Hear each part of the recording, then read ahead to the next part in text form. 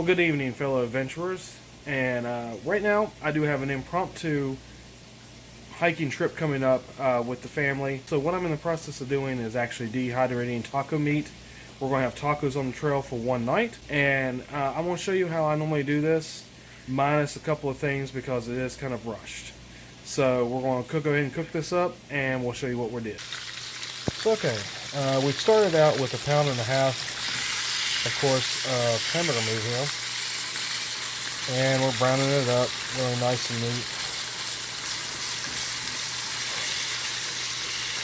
And that's the start of our tacos. Normally I put a can of Rotel in this, but unfortunately where this is kind of short notice, I'm not going to be able to do that because we do have to get this dehydrating. So we're just going to do the regular seasoning, which we have Kroger taco seasoning. It's basically the off-brand Kroger brand. And, you know, that'll work just fine. And we're going to get this dehydrated very shortly. I've had a few people ask me about this particular recipe, so that way you guys kind of get an idea that this is one of, you know, at least my family's favorite dehydrated meals. And it's very, very simple, very, very easy. And it's very accommodating to either keto or just, you know, regular style backpacking. But we're going to get this browned up really good, as you normally do with taco meat. Alright, so we're still continuing to brown the meat. You want it broke up really kind of small as possible, so it dehydrates a lot easier. You know, I'm kind of chopping it. I'm going to work it through really, really good. If it gets a little brown, that's fine, because, you know, that just makes sure that there's a lot less water content in it. But like I said, I recommend actually going across the whole pan, pretty much like this, and getting it chopped up really, really fine, because it dehydrates a lot easier that way. Now, like I said, unfortunately, of course, we don't have the Rotel on there. I really wish we could have had a can, but this is kind of impromptu, so we're going to kind of rush this, because it does take about 24 hours for taco meat to dehydrate. But we're also trying a little bit different too. I'm going to see if maybe this experiment actually works a little bit quicker, and we'll let you know how the end results work out for us. But this is the general idea to start with. Okay, so the taco meat is fully browned now. But what I'm going to do now is go through and really get it good and chopped up. Because basically what you're wanting to do is make sure it's as small as possible. You don't want any big, large chunks of ground meat in here, because it will take longer to dehydrate, and you also run the risk that if, you know, as it's dehydrating, you can't see if it's completely wet inside, and you can run the risk of having more bacteria or, you know, substances, you know, mildew, mold, whatever, inside of the meat. So you want to get this as small as possible. Plus, on the plus side, this actually will ensure that it actually does dehydrate a lot faster. And that's what we're kind of shooting for. Like I said, we're kind of pressed for time with this impromptu idea of a hiking trip coming up, guys. Okay, so basically I've drained the taco meat of all the grease. And of course we're running hot water down the drain in order to ensure the drain does not clog. But also what I want to do is run some hot water over the meat itself, because we won't get all that grease off of there. One, it's healthier that way, and two, it actually dehydrates better once again, of course.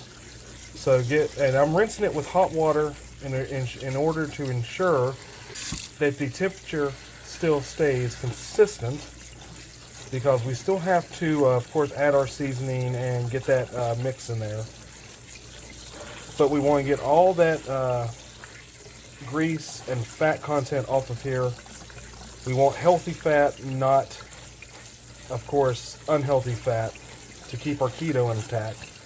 But also, like I said, this does keep it where it will dehydrate a lot better. Now we do have our ground meat here. It's completely drained, and most of the grease and fat content are off of it, the unhealthy fat. So I'm going to give it another good go over to make sure it's as chopped up as possible. And then we'll mix the ingredients in and we'll get that simmered down and reduced the way it needs to be. And then we'll show you how we're going to dehydrate it. Okay, the next step is we've added the taco seasoning and some water. Per the instructions on the actual pouch or box, you know, you add basically what it calls for. And what we're going to do is just simmer this down. It'll come to a boil. It's basically going to make sure that all this water content is out of there, but make sure the flavoring is throughout all of the taco meat. It's kind of like a gravy almost. And you don't want anything to stick, so you kind of occasionally stir it. I'm just kind of mixing everything together really good right now. And then we're going to let it set. And it's going to heat up at low temperature, or actually medium. I have it set at 6 on my stove. You know, you've got to check your stove because each stove heats differently. But once this actually heats up and it simmers down, it'll thicken up, get very similar to the good taco meat that you like. And then we'll be ready to actually take this and pitch this onto our dehydrator. Okay, so we've got a good boil down in here. We're going to shift this down to simmer. So we can just kind of slowly, gradually burn out the water in this. And this should actually turn out really well for us to dehydrate. That's what we're looking for. Now, of course, I am using an old skillet, mainly because I keep my good skillets for my really high-end cuisine, such as you know, omelets, or if I want to do chicken parm, because I actually do grilled chicken parm versus breaded because of keto, things like that. You know, I want to keep my good skillets intact, and where you're kind of scraping this, you don't want to, you're pulling off the Teflon really because of the heat. And you know, that's why when I brown meat or do tacos or such, if you see the Teflon's kind of gone. These are my old skillets, and I don't mind using these for this type of thing here. You know, anything that's going to scrape, like, you know, if I do a gravy, I just kind of spray it a little bit and then, you know, do that. Because I like to do white gravy, you know, breakfast gravy for the family, things like that. So, and of course, this is electric stove, so you guys know if you're cooking on gas, of course, it will get a little bit hotter. And you need to watch it a little bit more, maybe have it on a little bit lower temperature. I do have it literally about 3.5 right now on my stove.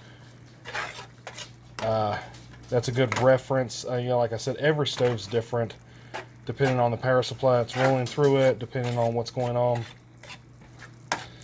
But we're going to let this simmer up. Shouldn't take very long to boil most of that water out of there, and it'll get kind of thick. And then we're ready to actually go ahead and do our dehydrator, get it all set up. Now, this is the dehydrator we have. What I'm actually doing, normally I use parchment paper. I started with wax paper. I found it sticks, even with spray. Parchment paper works really, really good, but it does take a while. I have heard that aluminum foil takes a little bit less time. That's what I've got in here. We're going to try aluminum foil. It's got a little bit of non-stick spray on it. So we're going to give this a shot, see how this turns out. Now, this is just a basic, yeah, if you notice, it got a little hot one time.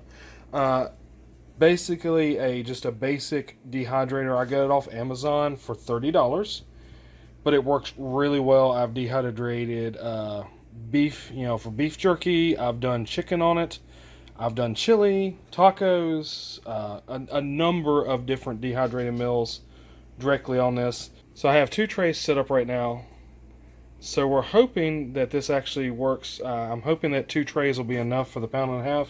If not, I can go ahead and set up a 3rd tray. It does have 5 trays total. And we're going to try to dehydrate this, and I'm hoping it'll be done within 24 hours. And if it does, that'll be really awesome.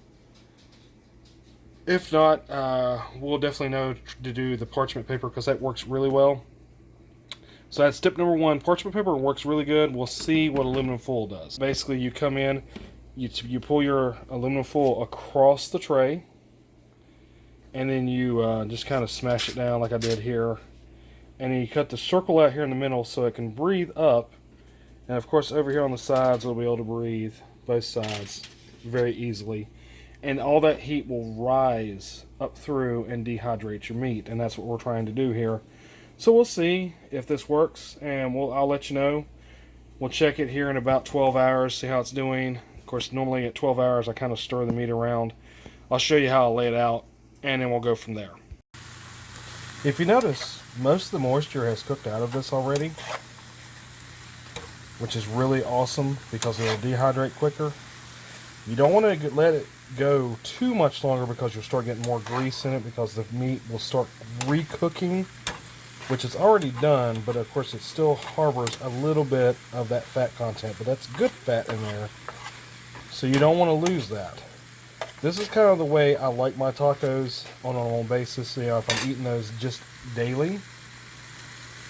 But we're going to dehydrate this, and this is about the way you want it to look, this consistency. It's pretty small, and it's done it really well. The only difference is normally I would have, like I said, throughout the rotel tomatoes and such with the green chilies. You know, like I said, I didn't have time to run down and get that, so we're going to have to rush this. But it's okay. You know, tacos like this are really good anyway, so these are pretty much done, and we're going ahead and get these pulled off and get them on the dehydrator. Okay, so now what we're going to do is go ahead and put this meat on here. Kind of spread it out thin. And get ready to start dehydrating it.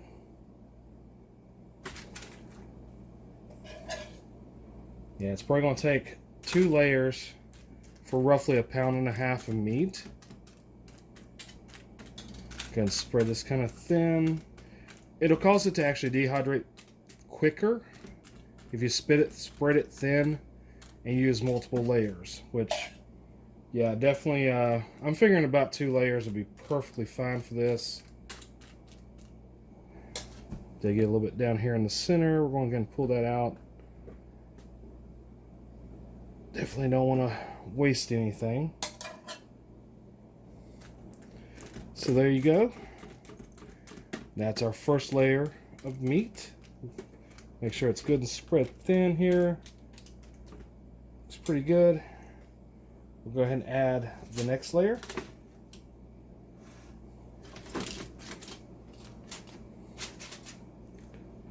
So here we are.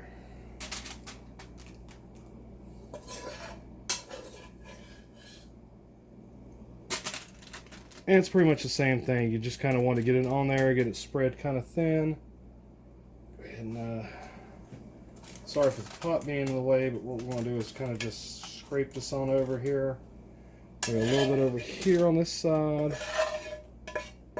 There you go. And that's roughly 1.5 pounds of meat. That'll dehydrate pretty quickly once we get it kind of spread out here. There's plenty of room on the second layer. There you go.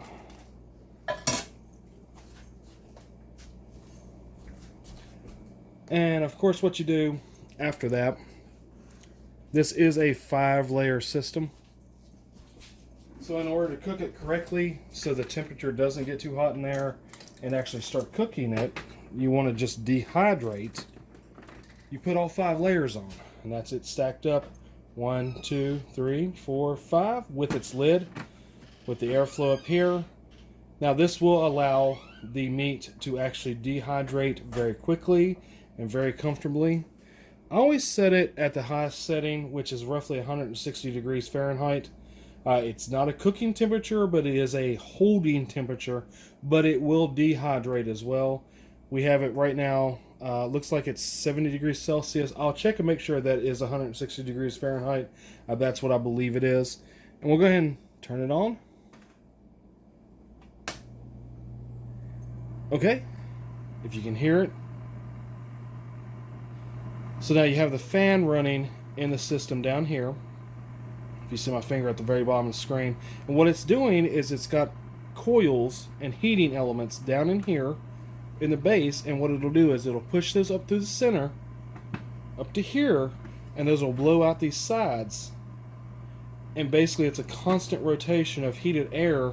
So as it dehydrates, of course, it'll force the air up through there, dehydrate the meat, and it'll become, very crunchy, very hard, without moisture, and that's what we're looking for, so we can rehydrate it on the trail. It takes roughly about 18 to 24 hours. So guys, we'll see you in about 24 hours, so we can take a look at how we actually go ahead and process this up and put it in baggies and take care of it, and we'll show you what we normally put with it as we eat on the trail. Now, of course, as this is dehydrating, I'll go over a few options with you. Now, granted, with tacos, most of the time you want some type of cheese, which you can always carry some type of hard cheese. We have sharp cheddar here. Normally we carry a Mexican style, but this gives you an example. It's the dried hard cheese that is kind of lightweight, and it's not very heavy. Doesn't weigh too much to make 2 or 3 tacos. So this is a good option for you right here.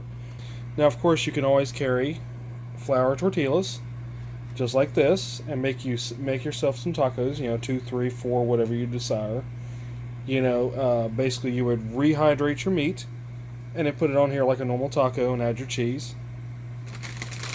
You can also carry, of course, Doritos. This is my choice. If I decide to actually do tacos on the trail with Doritos, this does have 16 grams of carbs, as you see. But what I normally do, if I decide to do this with my tacos, which I normally just do the meat and cheese, but if I decide I want a little bit of crunch with it, I do the Doritos with it because of the 16 grams. And basically this will be my only carbs for the day. For lunch, I'll do tuna with cheese, and breakfast will probably be some type of egg or egg substitute. Now, just to let you know, generally this is what I use right here. It doesn't have to be reduced sodium, but this is the actual seasoning pack I have. We have the big container right now, but so you can see, it only has 4 grams of carbs. So yes, with the Doritos, you're talking 20 grams of carbs if you do a 1 serving size, which normally I do two servings of the taco meat with one of these. So you're looking at about 24 grams of carbs, but that's normally the only carbs I have on trail that day. So guys, it's been roughly 20 hours since we started dehydrating our taco meat.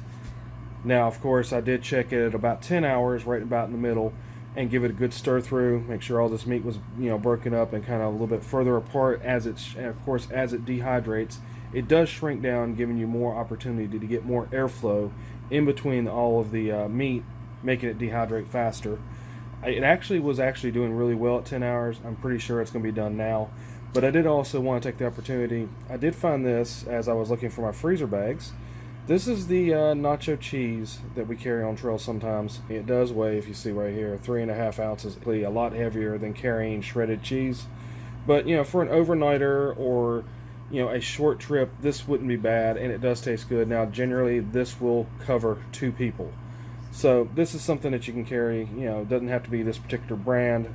But, just letting you know, that's the other type of cheese we do carry. I still prefer the shredded cheese because it does weigh a lot less. So now we're going to go ahead and check the taco meat, make sure it's good to go. Let's go ahead and turn off the dehydrator here. Take off these 3 top layers. Set those to the side. Now, if you notice this meat, yes, actually, it looks like it's all dehydrated. Now, of course, if the very top layer is dehydrated, the bottom layer will be, because each layer, as you go up, is cooler. It isn't completely uniform, but this is all definitely done right. I'm checking these bigger pieces, just kind of break it up a little bit, make sure there's no moisture in there. You can feel it, and yeah, it's all ready to go. So the aluminum foil actually works really well as well. So either parchment paper or aluminum foil, you can use either one. Okay, the easiest way that I've found to do this is actually to get a large size bowl, and you just kind of pour it down in here, just like this.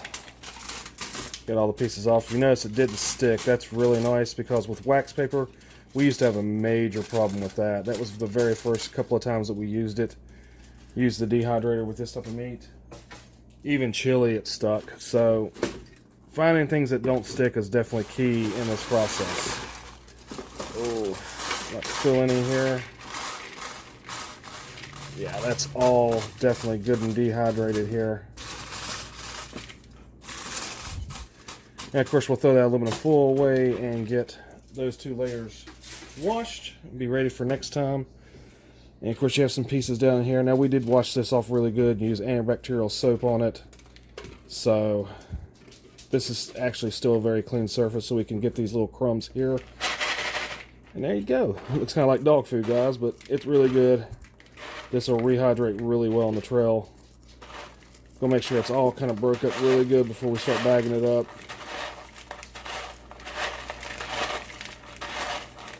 Now you remember, as you rehydrate this, this will actually become roughly 1.5 pounds of meat. So generally what I'm probably going to do with this is probably, we do have basically a bunch of guys heading out. Now I do actually have some of this already made, but I wanted enough for everybody to go out. So we're probably going to do this in 3 bags. Pour it in here like this. Try to do 3 equal servings here. Oh, if I don't miss. Kind of like that, guys. And that actually will kind of balloon up to about here.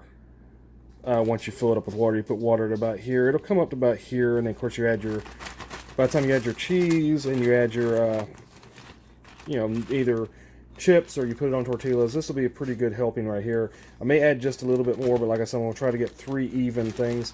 Now, of course, I've mentioned before in other videos, we do use the freezer bags, because when you pour the boiling hot water in this, the freezer bags will not split, whereas a regular sandwich bag, it will split here. I've actually seen them melt on the side as well. So, that's 1 serving. Like I said, we may add a little bit more to that, but I'm shooting for 3 equal servings here. Kind of do it like this.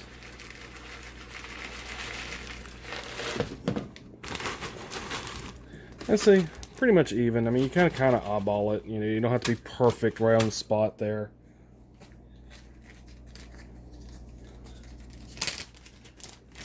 And the 3rd bag here.